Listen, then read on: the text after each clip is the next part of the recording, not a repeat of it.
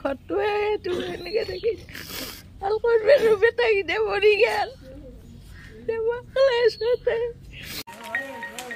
জানতাৰটো হৈছে বাকী দুটা গেল ৰাতিপুৱা 6 বজাৰ লগে লগে আহিল এটা ফোনটো উঠোৱাৰ পিছতে হাহাকাৰময় পৰিৱেশ যে এখন গাঁৱত বন্য হাতীৰ উপদ্ৰৱ পৰিলক্ষিত হৈছে আৰু বন্য হাতীয়ে এগৰাকী অসহায় বৃদ্ধাৰ গৃহত বিস্তৰ ক্ষতি কৰিছে আৰু সেই ৰাইজসকলে ফোন কৰিছিল গতিকে এতিয়া সেই ঠাইখনলৈকে যাম কিনো হৈছে গোটেইখিনি কথা পৰিদৰ্শন কৰোঁ চাম আৰু আপোনালোককো দেখুৱাৰ কাৰণে প্ৰয়াস কৰিম গতিকে চাই থাকক ভিডিঅ'টো একেবাৰে শেষলৈ নলবাৰী চহৰৰ পৰা প্ৰায় 2 কিলোমিটাৰ দূৰত আৰু ৰাষ্ট্ৰীয় ঘাইপথৰ পৰা প্ৰায় আধা কিলোমিটাৰমান দূৰত থকা এখন গাঁও বৰখানাজান আৰু এই বৰখানাজান গাঁৱত বন্য হাতী উপদ্ৰৱ পৰিলক্ষিত হৈছে দীৰ্ঘদিন ধৰি এই বন্য হাতীক লৈ শংকিত হৈ আছিল ৰাইজ আৰু এতিয়া বন্য হাতীয়ে কিন্তু তাণ্ডৱ লীলা লৈছে যোৱা নিশা এগৰাকী বৃদ্ধাৰ ঘৰত বিস্তৰ ক্ষতি কৰিছে বন্য হাতীয়ে আৰু বিভিন্ন সময়ত বাঁহ ভাঙা কলগছ ভাঙা এনেকুৱা ধৰণৰ উপদ্ৰৱ চলি আছে গতিকে এই ৰাইজসকল এতিয়া শংকিত হৈ পৰিছে আৰু বন বিভাগকো সমালোচনা কৰিছে কাৰণ তেওঁ অভিযোগ মতে তেওঁলোকেও এতিয়ালৈকে কোনো বিশেষ ব্যৱস্থা লোৱা নাই গতিকে ঠাইখনলৈ যাওঁ আৰু আপোনালোকক যিমান দূৰ পাৰোঁ দেখুৱাবলৈ প্ৰয়াস কৰিম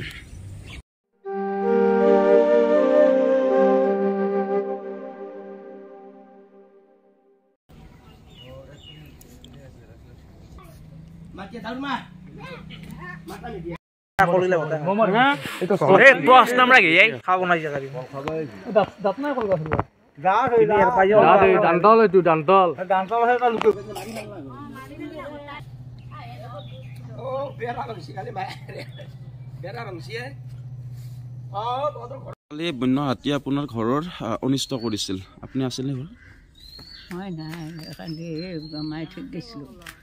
পুৱা আহি গম পালে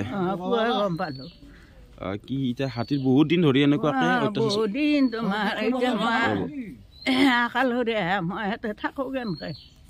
আপুনি অকলে থাকে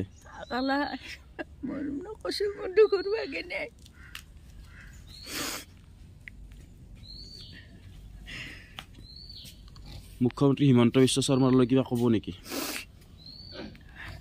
পইচা পাতি পঠাই দি ভাল হ'লে মই ঘৰটোৱে এইটো এনেকৈ থাকি ভাল কৰিব বেটাকেইটা মৰি গেল অলপমান মোক পইচা পাতি দিলি ভাল হ'লে মই নহ'লে বাচি থকা কেনেকৈ থাকোঁ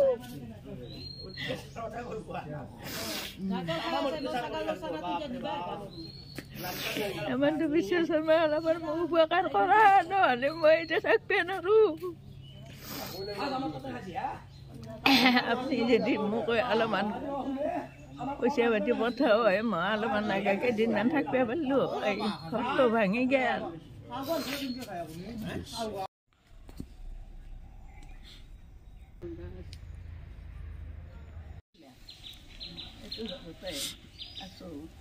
তো আপনি তো গমেই পাই আছে আপনি প্ৰায় নিউজ দিয়ে আছে আমাৰ নলবাৰী আমাৰ গণেশ মন্দিৰৰ প্ৰায় উত্তৰ দিশত আজি প্ৰায় এবছৰ ধৰি হাতী আমাৰ ইয়াত আহি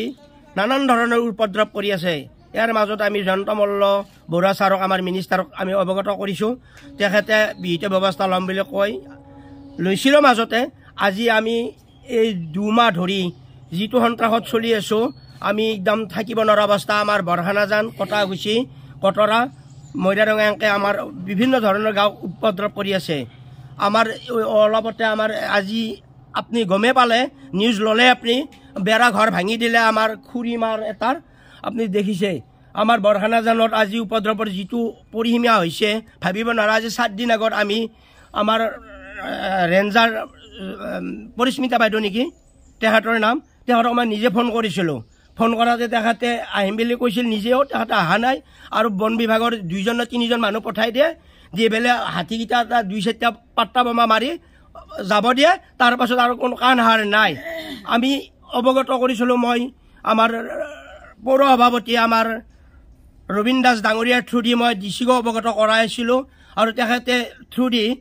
আমাৰ DFO ছাৰক মাতি আনি ডিচিকোত মিটিং কৰাবলৈ গম পাইছোঁ কিন্তু আজি পৰ্যন্ত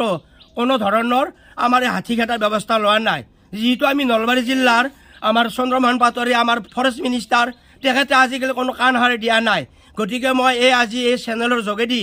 মুখ্যমন্ত্ৰী ডাঙৰীয়ালৈ এটা আহ্বান জনাইছোঁ যাতে তেখেতৰ এই যিবিলাক মিনিষ্টাৰ আছে নিষ্ক্ৰিয় মিনিষ্টাৰ একেলগ অৱসান ঘটাই ভাল ভাল মিনিষ্টাৰ প্ৰয়োগ কৰি বন বিভাগটো যাতে জাগ্ৰত কৰে আৰু আমি বন বিভাগ ফোন মাৰিলে তেখেতে কয় আমাৰ ষ্টাফ নাই 3জন বা 4জন ষ্টাফ আছোঁ আমি যাই কি কৰিম গতিকে মুখ্যমন্ত্ৰীলৈ মই এইটোৱে বিনম্ৰ আহ্বান